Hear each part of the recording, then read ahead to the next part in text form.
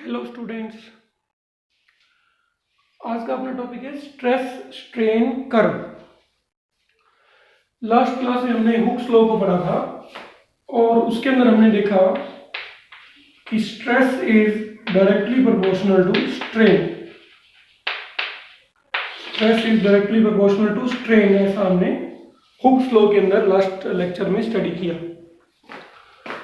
Students, वहां पे एक चीज ध्यान देने वाली थी कि ये हुक्स लॉ तभी तक ही वैलिड है जब तक डिफॉर्मेशन जो है वो स्मॉल है। उसकी डेफिनेशन में है कि फॉर स्मॉल डिफॉर्मेशन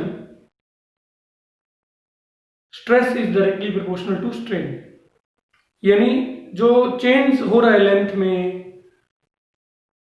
या वॉल्यूम में वो बहुत कम होना चाहिए, केवल तब तक ही स्ट्रेस जो है वो डायरेक्टली प्रोपोर्शनल टू किसकी होगी, स्ट्रेन की होगी। आज जो अपने टॉपिक कर रहे हैं उसमें भी हम स्ट्रेस और स्ट्रेन के बीच में ग्राफ बना रहे हैं और स्ट्रेस और स्ट्रेन के बीच में ग्राफ ओ ए पार्ट में ही प्रोपोर्शनल है। ओ ए पार्ट में ग्राफ एक स्ट्रेट लाइन आ रही है जो अपने को ये बता रही है कि स्ट्रेस डायरेक्टली प्रोपोर्शनल टू किसकी होगी, स्ट्रेन की होगी।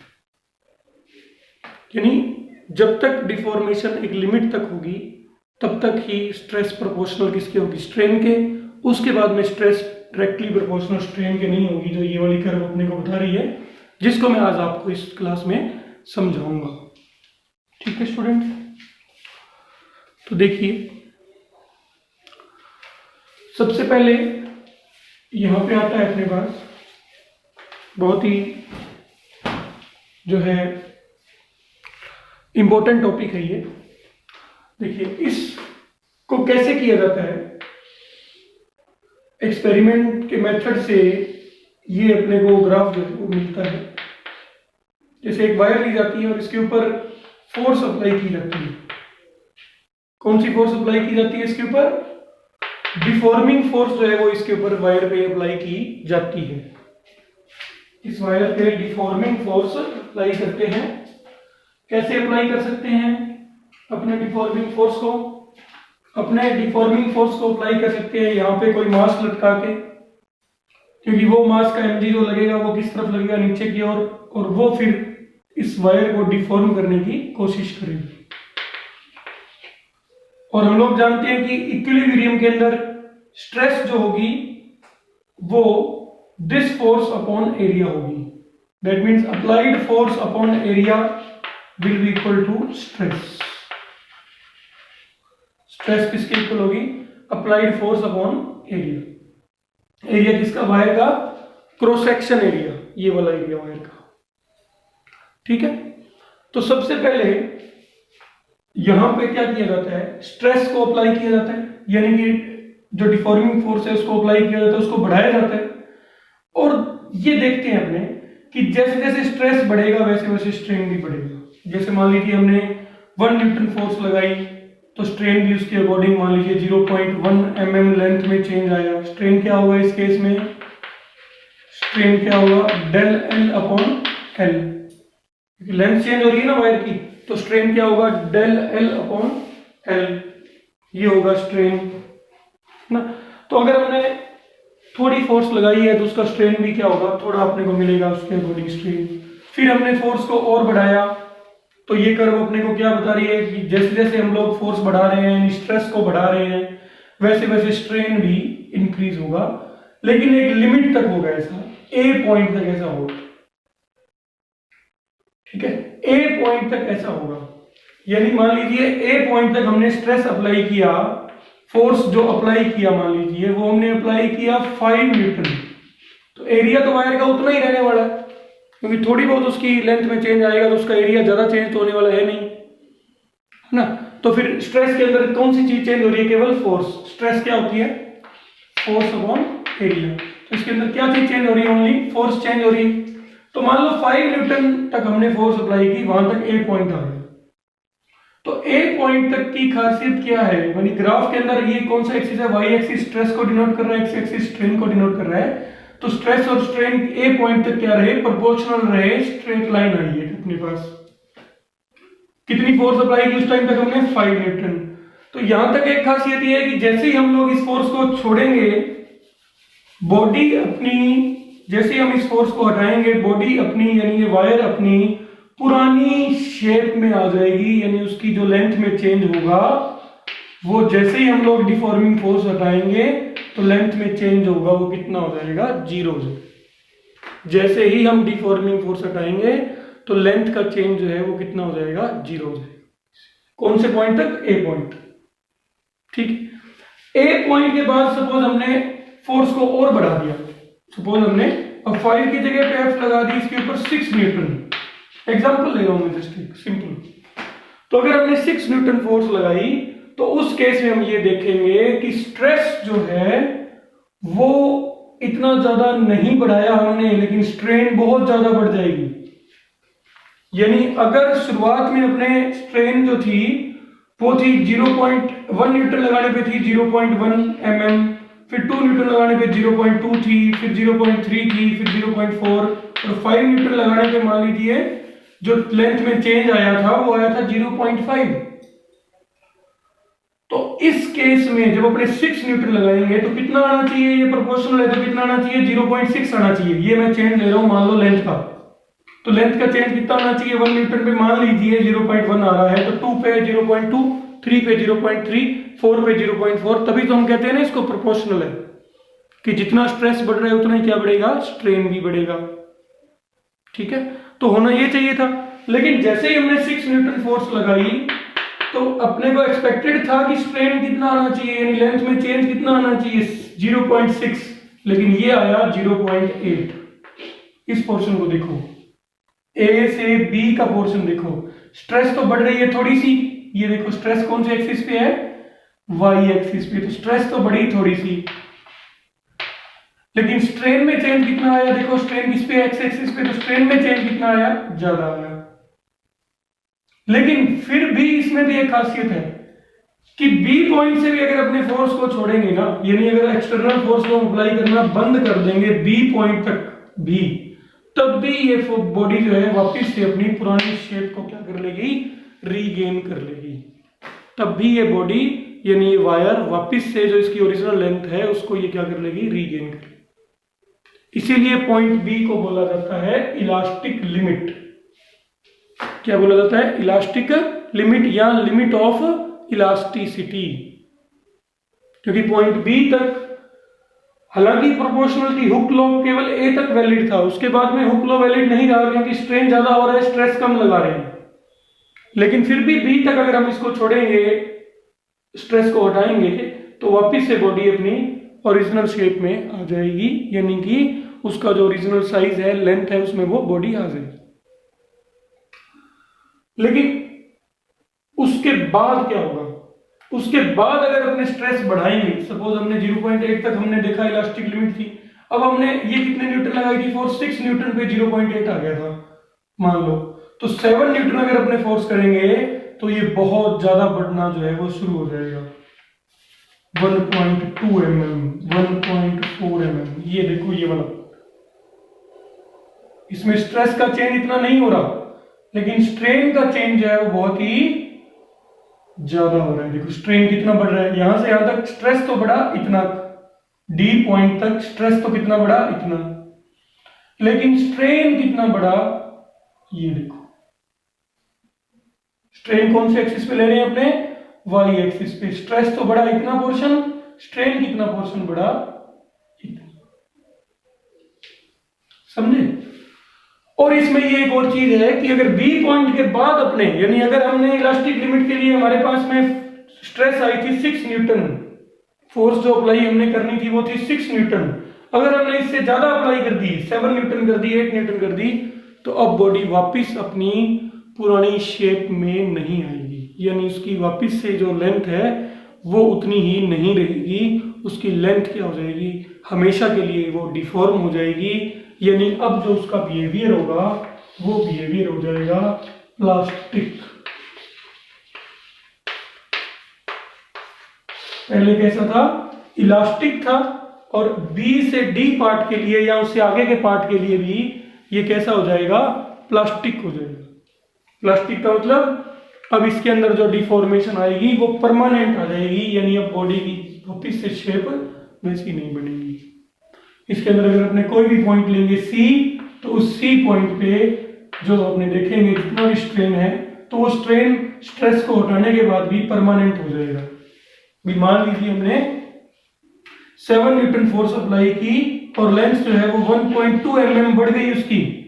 ओरिजिनल लेंथ थी मान लो वायर की 10 सेंटीमीटर, अब वो बढ़ के जो है वो 1.2 mm जो है वो बढ़ गई, मान लीजिए 1.2 mm वो बढ़ गई है, तो वो उतनी बड़ी ही रहेगी, कम नहीं होगी।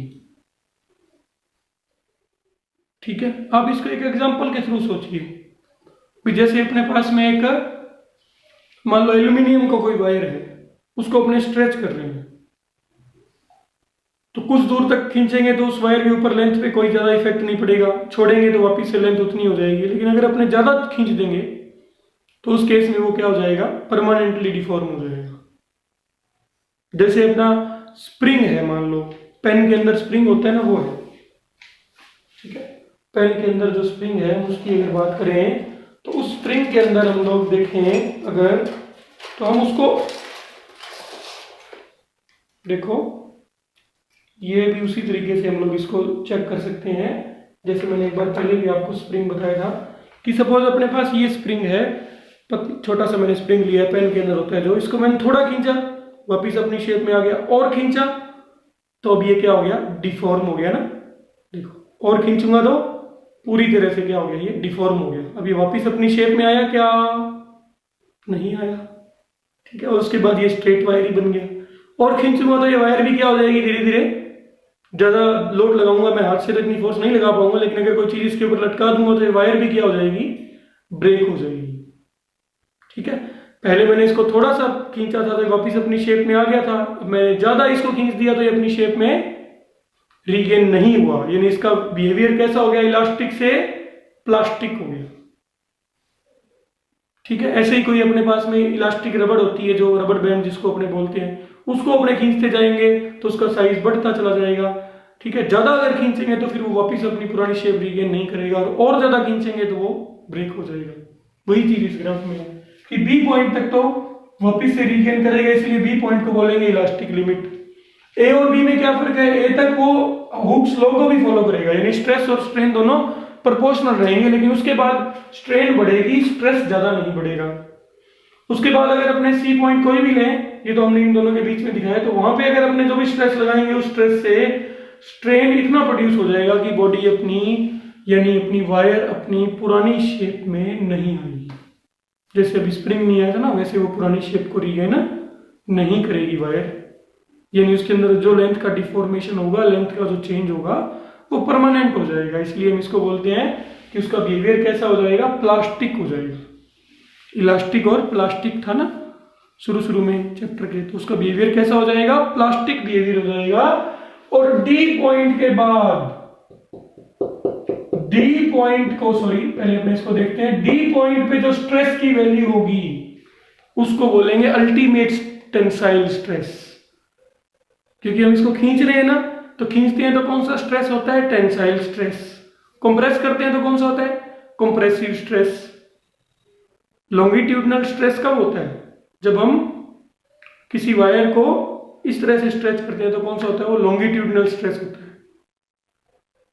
जब उसको खींचते हैं अपने, तो लॉन्गिट्यूडनल के अंदर भी पार्ट था, कौन सा पार्ट था, टेंसाइल स्ट्रेस। तो टेंसाइल स्ट्रेस की ये लिमिट होगी लास्ट, डी। ठीक है, यानी इसके बाद क्या होगा, इसके बाद तो और भी आश्चर्यजनक जो है एक्सपेरिमेंट के अंदर अपने को रिजल्ट्स मिले हैं कि स्ट्रेस चाहे आप कम भी कर दो तो भी स्ट्रेन बढ़ता ही जाएगा। स्ट्रेस चाहे आप कम भी कर दो, यानी यहां से आप स्ट्रेस को कम करके वापस से 5 न्यूटन पे भी ले आओ, लेकिन तो भी स्ट्रेन अब बढ़ता ही जाएगा। अब कुछ नहीं हो सकता, अब तो बॉडी जस्ट क्या होगी, टूटेगी, वायर जो है वो फ्रैक्चर होगा उसके अंदर। ये देखो इस पॉइंट का क्या नाम दिया है, फ्रैक्चर पॉइंट, इसको ई से डिनोट किया हुआ है बुक में। यानी अब तो जो वायर होगी, अगर हम उसका स्ट्रेस कम भी लगाएंगे तो भी वो क्या हो जाएगी, ब्रेक हो जाएगी। यानी अगर हमने उसके ऊपर जो टेंसाइल स्ट्रेस है, अगर हमने उस टेंसाइल स्ट्रेस से ज्यादा स्ट्रेस अप्लाई कर दिया, एक बार थोड़ा सा ज्यादा अप्लाई कर दिया, तो उसके बाद चाहे अपने स्ट्रेस को कम भी कर ले तो भी वो ब्रेक ही होगी। यानी अगर हमने उसको खींचते गए, पहले तो देखो खींचते गए, वायर है कोई अपने पास में, लोहे की वायर है या किसी भी चीज की वायर है, उसको अपने खींचते गए, शुरू में खींचा तो वापिस अपनी पोजीशन तक आ गई, बी तक आ गई, बी के बाद हमने डी तक और स्ट्रेच लगाया और लगाया, मान लो हमने उसके ऊपर 50 न्यूटन फोर्स अप्लाई कर दी।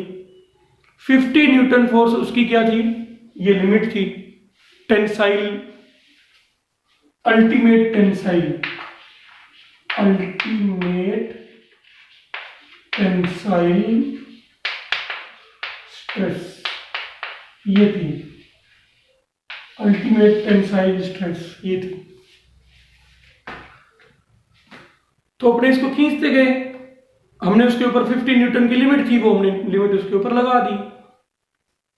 उसके बाद क्या होगा, अगर हम अब फोर्स को कम भी कर दें, अगर हम फोर्स को कम भी कर दें तो भी स्ट्रेन बढ़ता रहेगा और अल्टीमेटली वो बॉडी जो है वो क्या हो जाएगी, फ्रैक्चर हो जाएगी, टूट जाएगी।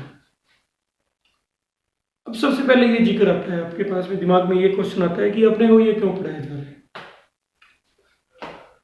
तो देखिए, फिजिक्स जो सब्जेक्ट है, it is all about the nature around us and the things which we are using in our common day-to-day life is based on the principles of physics. अब मैं आपको बताऊं कि सपोज अपनों ने एक ब्रिज बनाया, अब इस ब्रिज के अंदर हमने वो ब्रिज बनाया, मान लीजिए लोगों के पैदल पार होने के लिए, जैसे कि रेलवे स्टेशन पे ब्रिज होता है, जो फुट ओवर ब्रिज जिसको बोलते हैं, बड़ी सिटीज में रोड को क्रॉस करने के लिए भी फुट ओवर ब्रिज जो है वो बना होता है। तो उस ब्रिज के अंदर हम लोगों ने आयरन का यूज करेंगे, जो भी अपने उसके अंदर बार्स वगैरह, जिसको हम आम भाषा में सरिया कह देते हैं, उसका जो यूज करेंगे अपने, वो अपने मान लीजिए ये ब्रिज है तो उसके नीचे इस तरह से अपने कुछ ब्लॉक्स बनाएंगे एक सीमेंट के, और उनके अंदर अपने क्या डालेंगे, बार्स डालेंगे। ये ब्रिज हमने बनाया फुट ओवर ब्रिज, ठीक है। ये हमने कंक्रीट की कंस्ट्रक्शन की, उसके अंदर हमने क्या किया, बार्स डाल दिए। अब हमने एक दूसरा पुल बनाया, मान लो कहीं पे, जहां पर कि अपना ट्रक वगैरह नहीं गुजरना है,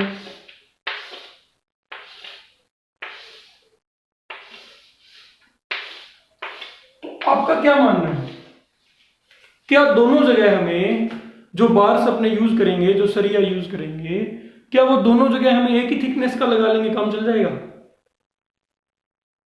क्या दोनों जगह उसकी जो टेंसाइल या कंप्रेसिव स्ट्रेस होगी, इस केस में कंप्रेसिव स्ट्रेस यूज होगी, क्योंकि जब इसके ऊपर से लोग गुजरेंगे या इसके ऊपर से कोई ट्रक वगैरह गुजरेंगे,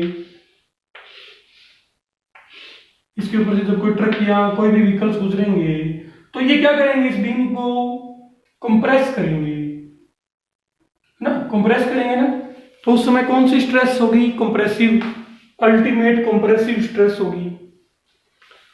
तो अगर दोनों में हम एक जैसे बार्स यूज कर लें, होगा क्या, स्ट्रेस किस में ज्यादा अप्लाई होने वाली है, पर्सन्स जब निकलेंगे तब या जब ट्रक निकलेगा तब? आंसर है, जिस ब्रिज के ऊपर से ट्रक निकलेंगे उस ब्रिज के अंदर कंप्रेशन जो है, यानी जो डिफॉर्मिंग फोर्स जो है, स्ट्रेस जो है, वो क्या होगी, ज्यादा अप्लाई होगी। तो अगर हमने दोनों जगह सेम वैल्यू की अल्टीमेट कंप्रेसिव स्ट्रेस वाली बार्स लगा दी, मान लो इसकी बार्स कहती हैं कि अगर मेरे ऊपर 50 न्यूटन फोर्स लगेगी तो मैं उसके बाद में ब्रेक हो जाऊंगी, फ्रैक्चर पॉइंट आ जाएगा मेरे, और इसके अंदर भी हमने वही लगा दी 50 न्यूटन वाली बार्स। तो क्या ये पुल इस ट्रक का वजन सहन कर पाएगा? आंसर है नहीं। ये पुल इस ट्रक का वजन सहन नहीं कर पाएगा। इन चीजों को ध्यान में रखकर ही बार का सिलेक्शन किया जाता है। अपनी छतों के लिए भी ऐसा ही होता है। जो भी हम रूफ्स बनाते हैं, अगर हमको 1 फ्लोर ओनली बनानी है, ग्राउंड फ्लोर बनानी है, तो हमें ज़्यादा हैवी या ज़्यादा थिकनेस वाली बार्स की जरूरत नहीं है, जो आयरन बार्स अपने यूज करेंगे। लेकिन अगर हम बात करें बुर्ज खलीफा की, वहां पे अगर हम कहेंगे हम तो इतनी इतनी बार्स बना के उसको खड़ा कर देंगे 123 मंजिल को, तो कैसे बनेगा भाई? वो तो ब्रेक हो जाएगा ना, क्योंकि ऊपर वाली छत ने नीचे वाली छत को कंप्रेस करना है, दबाव डालना है उसके ऊपर ड्यू टू ग्रेविटी। तो इन सब चीजों को ध्यान में रख के कि कब उसका फ्रैक्चर पॉइंट क्या है, उसका इलास्टिक लिमिट क्या है, उसके अकॉर्डिंग ये होता है। मेनली इलास्टिक लिमिट का विशेष ध्यान रखा जाता है कि ट्रक गुजरा, थोड़ा बहुत डिफॉर्मेशन आया, लेकिन जैसे ही स्ट्रेस हटाया उसके बाद वो वापिस से बार क्या हो जाए, सही हो जाए। ठीक है। और हम लोग देखते भी हैं, एक नॉर्मल, मैं जनरली एक एग्जांपल आपको देता हूं यहाँ पे, जो अपना एग्जांपल वैसे जो है उसके लिए टेंसाइल या कंप्रेसिव के लिए नहीं है, वैसे अपने एक नॉर्मल आपको एग्जांपल बताता हूँ कि जैसे ये है अपना, पहले भी एक बार मैंने यूज किया था, उन्होंने इसके ऊपर एक स्ट्रेस किया और ये वापिस अपनी इसने शेप को क्या कर लिया, रीगेन कर लिया। मतलब ये जो वर्क हो रहा है ये कहां तक हो रहा है, इसकी इलास्टिक लिमिट में हो रहा है। ये जो वर्क हो रहा है सारा, ये कहां तक हो रहा है, इसकी इलास्टिक लिमिट तक हो रहा है। मैंने इसको फोर्स लगाई, ये वापिस से क्या हुआ, अपना ओरिजिनल पोजीशन में आ गया। ठीक है। ऐसे ही मान लीजिए इसको इस तरह से बार को लगाया और कोई चीज इसके ऊपर इसने कंप्रेशन दिया, छोड़ा तो वापिस अपनी पोजीशन में आ गया। तो वो पॉइंट क्या होता है, इलास्टिक लिमिट। जब तक वो अपनी पोजीशन में वापिस आ रहा है तब तक उसको क्या बोलते हैं, इलास्टिक लिमिट।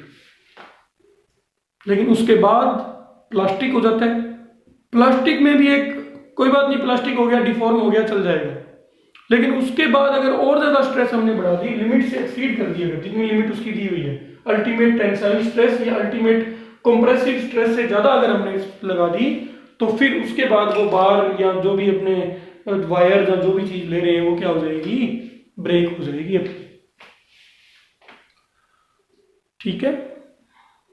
तो इस तरह से इन चीजों का ध्यान में रख के ही जो है यूज की जाती हैं बार्स वगैरह। इसी तरह से मॉल्स वगैरह में या अपने कई हॉस्पिटल्स वगैरह में लिफ्ट होती है, तो लिफ्ट जो होता है ना अपना, उसको एक वायर की मदद से लटकाया गया होता है, एक वायर यूज होती है। ठीक है।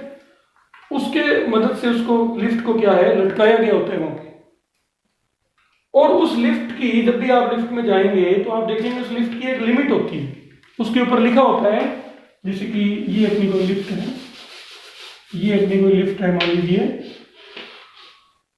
यहाँ पे हमने कोई बार ली, सॉरी अपनी कोई वायर होती है, उसके ऊपर मोटर लगी हुई होती है, और वो मोटर इसको क्या करती है, रोटेट कराती है इसको, और ऊपर की ओर खींचती है, नीचे की ओर छोड़ती है इसको। तो ये जो अपनों ने वायर ली, और एक हमने मान लीजिए एक और लिफ्ट ली जो कि इससे थोड़ी बड़ी है, और लिफ्ट के अंदर हमेशा लिखा होता है maximum 6 person at a time, या maximum 8 person at a time, या maximum 12 person at a time. तो अगर अपन ने 6 पर्सन वाली लिफ्ट बनाई और एक हमने 12 पर्सन वाली बनाई, क्या दोनों के अंदर अपने सेम टाइप की वायर यूज कर सकते हैं? आंसर है नहीं। इसमें थोड़ी पतली वायर से भी काम चल जाएगा, क्योंकि इसके ऊपर जो स्ट्रेस लगने वाली है वो कितने लोगों की लगने वाली है, 6 पर्सन के वेट के बराबर। और जो बड़ी लिफ्ट है इसके अंदर कितने लोगों की स्ट्रेस लगने वाली है, 12 पर्सन के बराबर।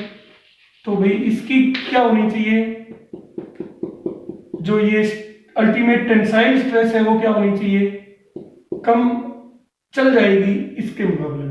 इसकी टेंसाइल स्ट्रेस ज्यादा होनी चाहिए, इसकी क्या होनी चाहिए, कम होनी चाहिए। 12 पर्सन को जो लिफ्ट ऊपर की ओर खींच रही है, मैक्सिमम 12 लोगों को जो खींच रही है, उसकी टेंसाइल जो स्ट्रेस है, उस अल्टीमेट टेंसाइल स्ट्रेस की जो वैल्यू है, जो वायर उसमें यूज की है हमने लिफ्ट में, वो बहुत ही क्या होनी चाहिए, ज्यादा होनी चाहिए इन कंपैरिजन टू उस लिफ्ट के जिसमें केवल 3 या 4 लोगों ने जाना है। तो इन सब चीजों को ध्यान में रख के ही जो है कोई भी बार, कोई भी वायर, इनका क्या किया जाता है, यूज किया जाता है। ठीक है, अभी भी बहुत कम लोग जो है वो वीडियो देख रहे हैं अपनी। जो भी नए जुड़े हैं वो प्लीज नंबर 1 वीडियो से देखें इस चैप्टर की, नहीं तो कुछ समझ में नहीं आएगा। बाकी